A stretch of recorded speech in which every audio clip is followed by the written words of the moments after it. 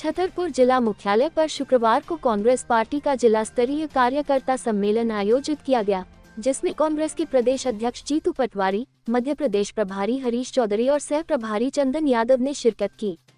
सम्मेलन में छतरपुर जिले की सभी 6 विधानसभा सीटों से आए कांग्रेस कार्यकर्ताओं को संगठन को मजबूत करने का मंत्र दिया गया। प्रदेश कांग्रेस अध्यक्ष जीतू पटवारी ने अपने संबोधन में कार्यकर्ताओं को संबोधित करते हुए कहा कि देश की जनता ने हमें इस समय विपक्ष की भूमिका दी है, जिसे हम पूरी जिम्मेदारी से निभा रहे हैं। हमारा पहला कर्तव्य संगठन को मजबूत करना है और उसके लिए हम कार्यकर्ताओं से सीधा संवाद कर रहे हैं। आप सभी का जज्बा ये बता रहा है कि कांग्रेस कार्यकर्ता सरकार से लड़ने के लिए पूरी तरह से तैयार हैं।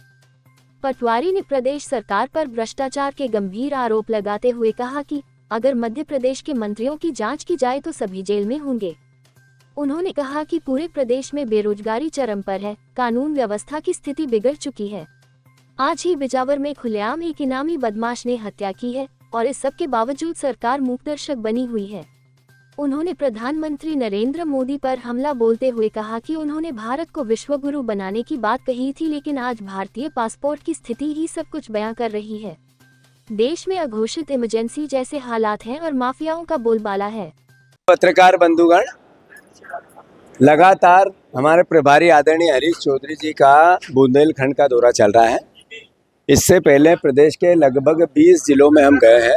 उद्देश्य है हमारे जो विपक्ष की भूमिका का दायित्व कांग्रेस पार्टी को मिला है, प्रदेश की जनता ने दिया है।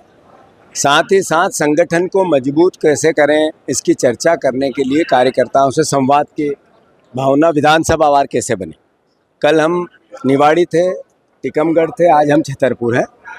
जिस तरीके का कार्यकर्ताओं का हौसला है, जिस तरीके का उनका जज्बा है, ये मैसेज देता है कि कांग्रेस पूरी ताकत से वापस जैसी थी वैसी खड़ी हो गई है। अब हम हमारा दायित्व निभाएंगे। हम पूछेंगे कि क्या हुआ मोदी गारंटियों का, हम पूछेंगे कि क्या कारण है कि सरकार को क्यों माफियाओं ने घेर लिया। कितना बड़ा करप्शन देश और दुनिया में कहीं देखने को नहीं मिलता जो मध्य प्रदेश में है। ऐसा एक विभाग नहीं बचा, ऐसा एक थाना नहीं बचा जहाँ बिना भ्रष्टाचार से कोई काम होता हो। जो वल्लभ भवन है, अगर सारे मंत्रियों की जांच हो जाए तो एक भी मंत्री जेल की सलाखों के पीछे रहेंगे, बाहर नहीं आ सकते। इस तरह के हालात बन गए।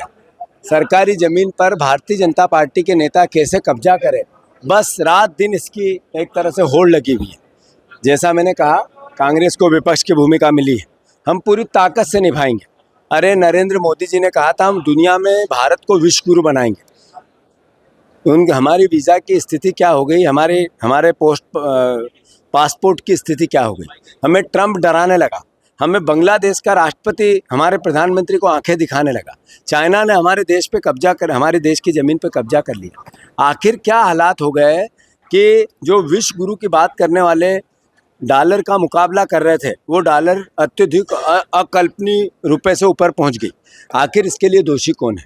अरे आपने कहा था देश हम ऐसा बनाएंगे जिसके आप आने वाली पीढ़ियों को एक तरह से संदेश देंगे। सबसे बड़ा बेरोजगार देश हमारा बन गया, किसानों का कर्जदार देश हमारा बन गया। सबसे ज़्यादा भ्रष्टाचार देश में होता है और ईडी और इस तरह की एजेंसियों का दुरुपयोग विपक्ष को डराने के लिए होता है। ईडी की स्थिति क्या है? सोनिया गांधी को सम्मन दिया, सोनिया गांधी पर चार्जशीट की। हालात ये है कि 36 विपक्ष के नेताओं पर आपने ईडी से कार्रवाई कराई, 30 बीजेपी में वापस चले गए, धो दिए उनको।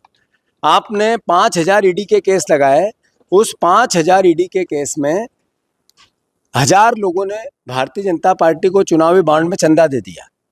आपने 5000 केस में 0% रिजल्ट आज तक किसी को दोषी नहीं ठहराया। आखिर किस तरह का देश बनाना चाहते हैं? यह अलोकतांत्रिक नहीं है तो क्या है? ये अघोषित इमरजेंसी नहीं है तो क्या है? तो मैं मानता हूँ कांग्रेस वो पार्टी है जिसने देश के संविधान का निर्माण किया। हमारे ही महापुरुषों ने देश को आज़ाद कराया, हमारे ही महापुरुषों ने देश का संविधान लागू किया। हमारी ड्यूटी है आज की पीढ़ी की कि हम संविधान की रक्षा करें। और मैं मानता हूँ ये देश सभी का है, ये देश से प्यार मोहब्बत और प्रेम का है। भगवान राम की जो सीख है, जिसमें सिर्फ मानवीय अवधारणाओं की हमें सीख दी जाती है। भगवान राम को सिर्फ हिंदू ही नहीं मानते हैं, सभी धर्मों के लोग उनके आदर्श को मानते हैं। ये हमारे लिए भारत की जो प्राचीन सभ्यता और परंपरा उसकी सीख है।